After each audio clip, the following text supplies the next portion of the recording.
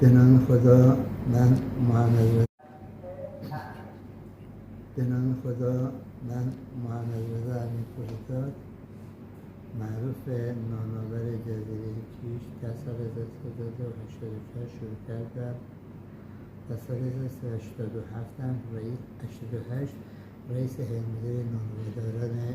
نانوادران کیش هستم.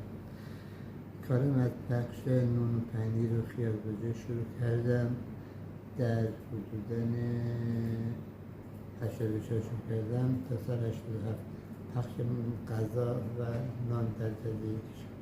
در اقتصادی در کیش سرمایه‌گذاری تونستیم بر حقوق‌های گردشگران و مراکز پذیرایی و در کارهای که اقتصادی رو در حدوداً مردم و